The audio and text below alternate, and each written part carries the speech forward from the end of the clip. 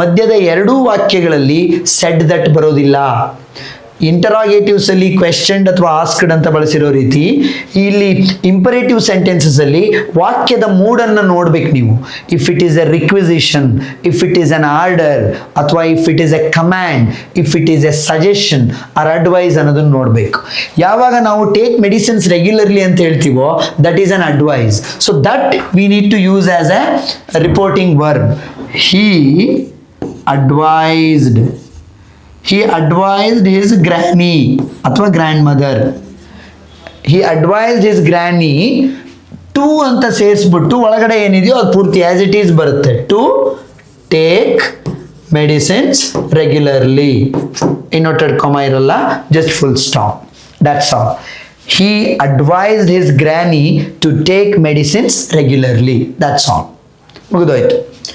ನೋಡಿ, ಇಲ್ಲಿ inverted comma ಒಳಗಡೆ ಇರುವ ವಾಕ್ಯಕ್ಕೆ ಪ್ರಿಪೋಸಿಷನ್ ಟು ಸೇರಿಸ್ಬಿಟ್ರೆ ಮುಗಿದೋಯ್ತು. ಇಂಪರೇಟಿವ್ ಸೆಂಟೆನ್ಸ್ಗಳು ಇಂಡೈರೆಕ್ಟ್ ಸ್ಪೀಚ್ಗೆ ಕನ್ವರ್ಟ್ ಆಗಿ ಹೋಗ್ತವೆ.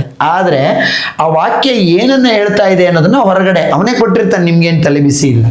ಇದಕ್ಕೆ ಬಹಳ ಮುಖ್ಯವಾದ ಉದಾಹರಣೆ ಅಂದರೆ ಪರೀಕ್ಷೆಯಲ್ಲಿ ಈ ಪ್ರಶ್ನೆ ಬಂದಿದೆ. ಏನು?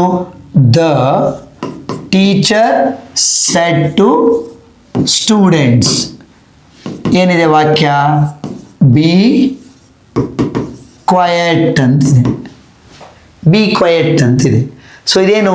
ಆರ್ಡರ್. ಇದು ಆರ್ಡರ್ ಅಥವಾ ಅರ್ಜ್ಡ್ ಯಾವುದಾದ್ರೂ ಇರ್ಬೋದು. ದ ಟೀಚರ್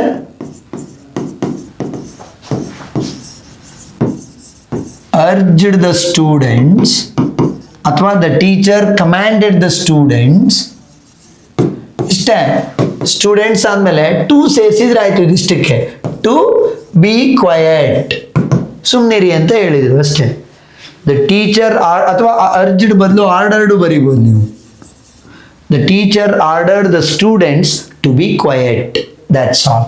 ಇನ್ಯಾರೋ ಒಬ್ಬ ರಾಜ ಆರ್ಡರ್ ಮಾಡ್ತಾನೆ ಅಂತ ಇಟ್ಕೊಳ್ಳಿ ಸೋಲ್ಜರ್ಗೆ, ಇನ್ಯಾರೋ ಒಬ್ಬ ವ್ಯಕ್ತಿನ ಕಿಲ್ ಹಿಮ್ ಅಂತ. The king ordered the soldier to kill him, that's all. Inverted comma remove ಮಾಡಬೇಕು. ಇನ್ವರ್ಟೆಡ್ ಕಾಮಾದ ಒಳಗಡೆ ಇರುವ ವಾಕ್ಯದ ಹಿಂದೆ ಪ್ರಿಪೋಸಿಷನ್ ಟು ಸೇರಿಸಿದ್ರೆ ಮುಗೀತು.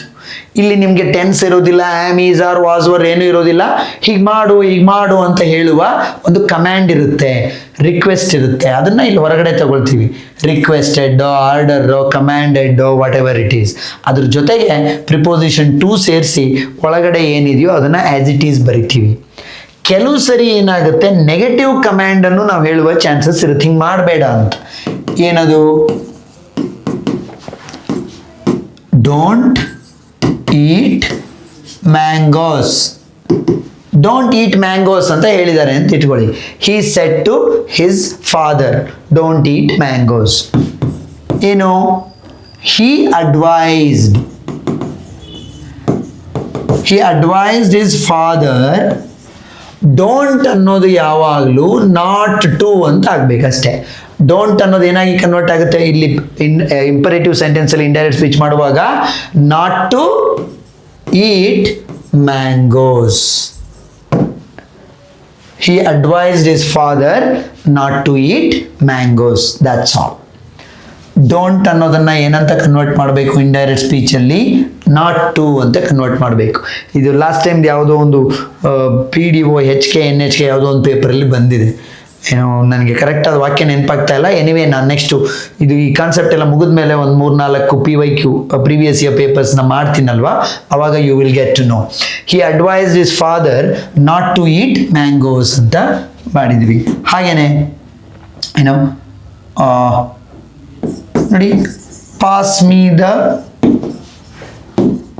ಮೀ ದ ಹೆಲ್ಮೆಟ್ ಅಂತ ಹೇಳಿದ ಅಂತ ಇಟ್ಕೊಂಡು, ಅದೇನು ರಿಕ್ವೆಸ್ಟೆಡ್ ಇರ್ಬೋದು, ಏನೋ ಇನ್ಸ್ಟ್ರಕ್ಷನ್ ಇರ್ಬೋದು.